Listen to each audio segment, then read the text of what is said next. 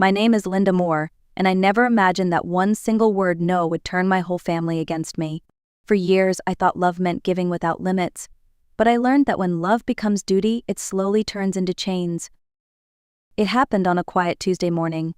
My daughter-in-law, Jessica, showed up at my doorstep with her usual bright smile and a sparkle in her eyes. "Mom, we have amazing news," she said, holding Andrew's hand. "We're having another baby." I froze. Those words should have filled me with joy. Instead, they felt like a heavy weight pressing on my chest. I forced a smile, but inside my heart whispered, "Not again." You see, for 6 long years, I had been more than a grandmother. I was the full-time nanny, the cook, the nurse, the substitute mother to 3 little children who filled my house with both laughter and exhaustion. When Jessica had her first child, I told myself, it's only for a few weeks until she learns. Then weeks became months, and months became years. I had built my life around their cries, their homework, their bedtime stories. Andrew worked long hours at the hospital, and Jessica, well, she always had something important to do. Hair appointments, yoga retreats, weekend trips with friends. Each time she'd say, "You're the best, Mom. I don't know what I'd do without you," and I would smile, hiding my tiredness behind polite laughter. But the truth was, I was living 2 lives, one filled with children who loved me, and another where my own needs didn't exist. My friends stopped inviting me out because I always had to say, "I can't. I have the kids." My knees ached, my back throbbed, and my savings quietly disappeared on diapers, formula, and preschool fees. Every night I told myself it's just for now, but now had lasted 6 years. So when Jessica stood in my doorway that morning, her hand on her belly, waiting for me to share her excitement, something inside me finally broke, not with anger but with clarity. I took a deep breath and said softly, "Jessica, I'm happy for you, but I can't take care of another baby." She blinked, as if I'd spoken a foreign language. "What do you mean, Mom? You've always helped. You love the kids." "I do love them," I replied, "but I can't keep doing this. My body is tired. My savings are gone. I've given everything I can." Her smile vanished. "But they're your grandkids," she said, her voice sharp now. "That's what grandmothers do." I shook my head gently. Grandmothers love. They don't replace the parents. For the first time in 6 years, I didn't open my arms to take the kids. I closed the door. And that single moment, the quiet sound of the latch clicking, was the beginning of the storm I never saw coming. The next morning, my phone wouldn't stop ringing. I knew it was Andrew before I even looked. When I finally answered, his voice came through tense and confused. "Mom, what's going on?" "Jessica said you refused to help her with the kids. She's really upset." I sat at my kitchen table, a cup of cold coffee untouched in front of me. "Andrew," I said quietly, "I didn't refuse to help her. I just said I can't raise another baby." He sighed, the kind of sigh that carries both guilt and denial. "Mom, they're your grandkids. Jessica needs support. You've always been there for us." That word support cut through me like glass. Support was bringing a meal, babysitting for an hour, helping in an emergency. What I'd done wasn't support. It was full-time parenthood disguised as family duty. "Andrew," I said, holding my voice steady, "I love those children more than anything, but this isn't fair. I'm exhausted." He didn't answer. He just said, "Jessica is crying, Mom. Please don't make this harder." That evening I tried to rest, but something in my chest felt heavy, uneasy. Around 9 o'clock, the doorbell rang. When I opened it, 2 police officers stood there, and behind them Jessica. "Mrs. Moore," one of the officers said, "we received a report regarding possible child neglect." I felt my stomach drop. Neglect. "Officer, those children live with their parents. Not with me?" Jessica spoke up, tears streaming down her face. "She's abandoned them emotionally. They're crying for her every day. She raised them since birth, and now she's just done with them." The officer looked uncomfortable, clearly realizing this wasn't a criminal case but a family drama. I showed them photos and messages proving that Jessica lived separately and that I had been helping voluntarily. They apologized and left, assuring me I had done nothing wrong. But Jessica stayed on my porch, her face no longer tearful, cold, determined. "You think you can just walk away after everything?" she hissed. "You're going to regret this." And that's when it hit me. She wasn't crying because she'd lost my help. She was angry because she'd lost control. That night, I sat in the dark, listening to the quiet hum of the refrigerator, and realized something terrifying. Saying no had made me the enemy in my own family. I didn't know it yet, but this wasn't the end of Jessica's retaliation. It was only the opening act of a war one never won, but one I would no longer run from. The following week felt like a siege. Every morning my phone lit up with messages from Jessica. At first they were polite. "Mom, can you just take the kids for a few hours? I'm not feeling well." Then they turned desperate. "Mom, the baby's crying nonstop and I can't handle it." "Mom, we're out of food. I don't have money for groceries." And finally, cruel. "If something happens to the kids, it'll be on you." Each message chipped away at my heart. The guilt was relentless. I had always been the person who showed up, who fixed things. To sit still, to not rush to help, it felt unnatural, almost cruel. But I also knew that giving in meant returning to the same cycle of exhaustion and resentment. Then one afternoon, I heard a soft knock on my door. When I opened it, I found my 6-year-old granddaughter, Lily, standing there, clutching a piece of paper with crayon marks. "Grandma," she whispered, "Mommy says you don't love us anymore." The words hit me harder than any insult could. I knelt down and pulled her into my arms. "Oh, sweetheart," I said, "there's nothing in this world I love more than you. But sometimes, grown-ups need to fix things that kids can't see." She didn't understand, of course. How could she? Jessica had turned my grandchildren into messengers of guilt. The manipulation wasn't just emotional, it was psychological warfare. That night, I sat in bed staring at my phone, dozens of unread messages glowing on the screen. I realized Jessica wasn't just trying to make me feel guilty. She was trying to break me down, to make me surrender the one thing I had just reclaimed: my boundaries. On the third day, she sent the children again, this time with her sister Megan. The woman stood on my porch, arms crossed. "You're unbelievable," she snapped. "What kind of grandmother refuses to help her family?" I looked at her calmly. The kind who's finally learned where help ends and abuse begins. Megan blinked, clearly not expecting that. She muttered something under her breath and stormed off, dragging the kids with her. When the house went quiet again, I sank into the couch, trembling but strangely proud. For the first time, I hadn't apologized. I hadn't explained myself endlessly. I had simply stood my ground. Still, as night fell, loneliness crept in. The silence of my house, once filled with laughter and noise, now echoed with memories of small hands and bedtime giggles. But beneath the ache was a new, fragile peace. For the first time in years, my life was mine again. The next morning, I woke up with a strange calm. The fear that had gripped me for days began to fade, replaced by something sharper: clarity. Jessica wasn't going to stop. She had built her life on the assumption that I would never say no, that I would keep giving no matter how much it cost me. And for 6 years I had proved her right, but that ended now. I started with the simple step: proof. I went to the bank and asked for statements covering the last 6 years. The teller, a kind woman around my age, printed page after page of transactions: groceries, children's clothing, preschool tuition, medical bills, and endless diapers. When she handed me the stack, she glanced at me with quiet sympathy. "You must really love your grandchildren," she said softly. I nodded, my throat tight. "I do. That's why this hurts so much." When I got home, I added everything up, over $54,000. My entire savings account had become Jessica's personal child care fund. That afternoon, I drove to an electronics store and bought a small digital recorder. From now on, every conversation, every visit, every threat would be recorded. No more she said, she meant. I was done being defenseless. Later that day, my neighbor Martha stopped by.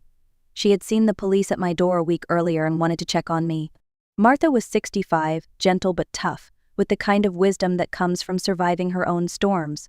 When I told her what had been happening, she sighed deeply. "Linda," she said, "you're not alone. My daughter did the same thing to me for years. Used my time, my pension, and my guilt. It's called elder abuse, emotional and financial." Her words hit me like lightning. Elder abuse. I had never thought of it that way. To me, it was just family problems, something private and embarrassing. But now I saw it for what it was: exploitation disguised as love. Martha told me about a small support group she attended every Wednesday at the local community center. "We're just a bunch of grandmothers learning how to say no," she said with a sad smile. "You should come?" I did. The following Wednesday, I sat in a circle of women, each with her own version of my story, different names, same pain. As I listened, something inside me began to heal. For the first time, I didn't feel crazy or selfish for wanting my life back. That night, I made myself a promise from now on I would document everything, protect myself, and fight back not out of revenge, but out of self-respect. Because sometimes the only way to survive love that hurts is to stop letting it control you. 2 weeks later, I sat in a quiet office across from a man named Jonathan Wells, an attorney who specialized in elder rights. He listened carefully as I told him everything from the police visit to the endless text messages and the financial burden I had carried for 6 years. When I finished, he leaned back, folded his hands, and said something that changed everything. "Linda, you have no legal obligation to take care of your grandchildren. What you've described isn't family drama, it's financial and emotional exploitation." I stared at him, speechless. For so long, I had believed that saying no made me heartless, ungrateful, even cruel. But now a lawyer was telling me it was my right. Jonathan helped me draft a formal cease and desist letter. It outlined, in calm legal terms, that I had no duty to provide childcare, that any further harassment or public defamation would be treated as a violation of the law, and that I reserved the right to file for a restraining order if needed. Seeing my truth on paper felt like breathing after years underwater. We sent the letter to Jessica and her attorney. 3 days later, her lawyer called Jonathan, trying to sound intimidating. "My client is concerned about Mrs. Moore's sudden withdrawal of support," he said. Jonathan's response was calm but firm. "Your client's concern doesn't override my client's right to live freely." When Jessica realized that legal threats no longer worked, she switched tactics again: character assassination. She began posting vague messages on social media, photos of the children with captions like, "When the people you love the most abandon you, remember that God never does." Her friends flooded the comments with sympathy. "You're such a strong mom. Those poor kids. How could anyone leave you in this situation?" Then came the call from my workplace. "Linda, we had an incident today," my supervisor said. "A woman came to the front desk crying, saying you refused to help with her children. She caused quite a scene. I didn't even have to ask who it was. Jessica had brought the kids to my job, hoping to humiliate me publicly." I felt my face burn with shame, but Jonathan's words echoed in my head: "You have rights." That night, I wrote everything down in detail, attached the photos, printed the messages, and stored the files in a folder labeled evidence. Something inside me shifted again. For years, Jessica had used my silence as her weapon, but silence was no longer my language. The next time she tried to paint me as a villain, I wouldn't defend myself with excuses or tears. I would defend myself with facts. 2 months after the legal letter was sent, the storm reached its peak. My sister Sharon was hosting a birthday party for her grandson and had invited the entire family. I hesitated at first, knowing Jessica and Andrew would be there, but something inside me whispered that it was time. Time to tell the truth, not in whispers, but in front of everyone who had judged me without knowing what I'd lived through. When I arrived, I could feel the tension immediately. Conversations quieted as I walked in. I could see the disapproval in some of my relatives' eyes. Jessica's stories had done their work. To them, I was the bitter grandmother who had turned her back on her family. Jessica made her entrance a few minutes later, wearing a fitted pink dress that showed off her 5-month pregnancy bump. She was radiant, graceful, and perfectly rehearsed. "Oh, Linda, you made it," she said in her honeyed voice, loud enough for everyone to hear. "The kids miss you so much. It's been hard doing everything on my own, but love makes you strong, right?" Her little performance earned a few sympathetic nods. I smiled politely, said nothing, and waited. When the time came for Sharon's toast, she clinked her glass and called everyone's attention. After her speech, I stood. "Before we cut the cake," I began, "there's something I need to say. It won't be easy, but it's long overdue." A heavy silence fell over the room. Jessica's smile stiffened. "For 6 years," I said, "I've been taking care of Andrew and Jessica's children every single day, from morning to night. I've spent $54,000 of my retirement savings doing so. I have every receipt and statement here." I held up a folder of documents. A murmur ran through the room. Jessica tried to interrupt. "Oh, come on, Linda, that's ridiculous." I raised a hand. "Please, let me finish. I have recordings of the conversations where Jessica demanded money, texts where she threatened to call the police, and photos of her out with friends while I was paying for her children's food and medicine." Whispers turned into stunned silence. My brother-in-law Robert, who happened to be a retired doctor, stepped closer, frowning as he looked at the pages in my hands. "This is serious," he said quietly. Jessica's voice broke through, shrill and trembling. "You're lying. You're making me look like a monster." "No, Jessica," I replied softly. "You did that yourself." Then came the most shocking part of the afternoon. Jessica clutched her stomach and gasped. "Oh no! The baby, something's wrong." She staggered dramatically, collapsing onto the sofa. Panic spread through the room. Andrew ran to her side. "Someone call 911, he shouted. But Robert knelt down and took her pulse, calm and professional. "Jessica," he said after a moment, "your heart rate and blood pressure are normal. You're fine." He stood and looked at her sternly. "You're faking." A collective gasp filled the room. Jessica's eyes darted around, realizing she'd been caught. "Maybe it was just nerves," she muttered weakly. Sharon's voice cut through the air, colder than I'd ever heard it. "Jessica, you've humiliated yourself enough. You need to leave." For the first time, Jessica's confidence cracked completely. She stood, trembling, her eyes darting to Andrew for help. But he didn't move. His face was pale, stunned, ashamed. "Mom," he whispered, "I'm so sorry. I didn't know." In that moment, 6 years of pain, silence, and guilt dissolved. The truth had finally spoken for me. I didn't need anger or revenge, just the courage to stand up and tell my story. As Jessica stormed out, still clinging to her last scraps of pride, I looked around the room. My family wasn't whispering anymore. They were listening. In the days following that family gathering, everything changed. The silence that once surrounded me was replaced by understanding. Relatives who had avoided me for months began calling to apologize. "Linda, we're so sorry," Sharon said one evening. "We believed what Jessica told us. We didn't know what you were living through." I forgave them. They hadn't seen the truth until Jessica exposed it herself. But the biggest shift came from Andrew. For years he had been caught between loyalty to his wife and the blind comfort of denial. After that day, the fog lifted. He started stopping by after work, sometimes with the kids, sometimes alone. One evening he looked at me with tired eyes and said, "Mom, I can't believe how much you went through. She made me think you wanted to do it all, that you enjoyed it." I smiled sadly. "She needed you to believe that, son. That's how manipulation works." He nodded, his voice heavy. "She's furious now, says I betrayed her. But I can't defend her anymore. She lied to everyone." A week later, Andrew came to me again, this time with something that made my hands tremble. "Mom," he said quietly, "I found something." He placed a stack of papers on the table: bank statements, transfers, receipts. "She's had a secret savings account all along. Over $80,000. While you were spending your retirement on our kids, she was saving every cent of her own."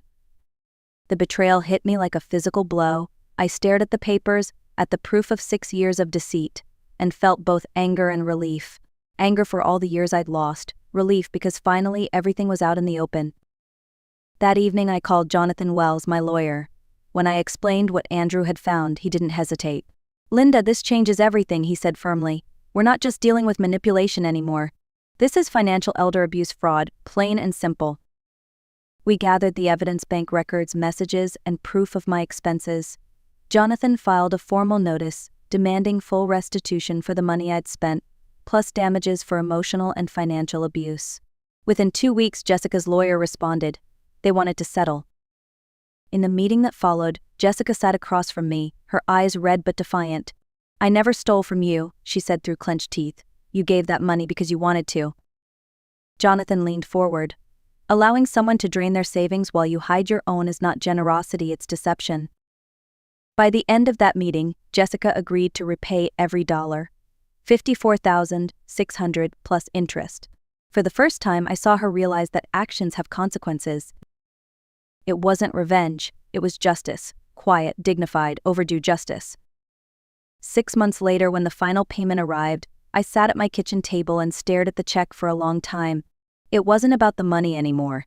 It was about the acknowledgement. Every sleepless night, every tear, every sacrifice finally meant something. It was proof that I hadn't imagined the abuse, that my boundaries were valid, and that standing up for myself had been the right thing to do. Andrew had filed for divorce not long after the settlement. "Mom," he told me quietly, "I can't stay married to someone who used my mother like that." It broke his heart, but it also freed him. The children stayed with him most of the time now, and when they visited me, it wasn't because I was expected to raise them. It was because they wanted to. We baked cookies, played board games, and watched old cartoons together. When they grew tired or cranky, I simply kissed them goodbye and sent them home to their father. It was how it should have been all along. Jessica, meanwhile, faded from our lives. The family no longer defended her, her friends stopped commenting on her self-pitying posts, and her perfect image cracked beyond repair. She was left to care for her new baby alone, finally facing the reality of motherhood she had avoided for so long. I didn't feel triumphant. I felt peaceful. Justice had been served, and compassion had replaced anger. My neighbor Martha and I continued attending our Wednesday meetings. What began as 5 women had grown into more than 20. Each had a story like mine: a grandmother, a mother, a retired woman who had given too much for too long. Together we built a network of strength, reminding one another that love without limits isn't love at all. It's self-erasure. A year after the ordeal, I began speaking at local community centers about elder rights. At first, my voice trembled as I stood before strangers, telling them how I'd spent 6 years raising someone else's children. But the more I spoke, the stronger I felt. Women would come up after my talks, some crying, some nodding in quiet recognition. "Your story gave me the courage to say no," one woman told me. And that was when I realized that my pain had turned into purpose. Now, at 68, I finally have a life of my own. I travel with friends, take painting classes, and sleep through the night without worrying about morning feedings or school lunches. I love my grandchildren deeply, but I love myself too, and that balance is sacred. If you're watching this and see yourself in my story, remember this: love should lift you, not drain you. Boundaries are not walls, they're doors to freedom. And if anyone ever makes you feel guilty for saying no, look them in the eye and say what I finally learned to say with peace in my heart: enough.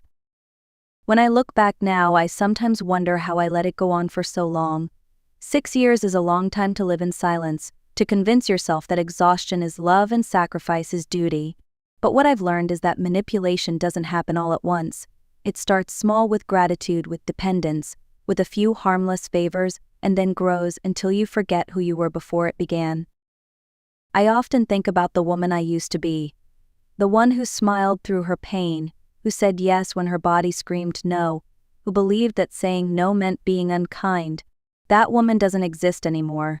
The day I closed that door on Jessica was the day I opened another one to myself. When I visit my grandchildren now, they run to me with pure joy, no guilt, no confusion. They know that Grandma Linda loves them, but they also know she has her own life. I tell them stories about my youth, teach them to cook, show them how to plant tomatoes in the garden. And when it's time for them to leave, I wave from the porch with peace in my heart, not the heaviness of obligation. Andrew often tells me, "Mom, you taught me more by saying no than you ever did by saying yes." He's right. Boundaries don't destroy families, they heal them. They teach people how to value your time, your energy, your humanity. Without them, love turns into a transaction.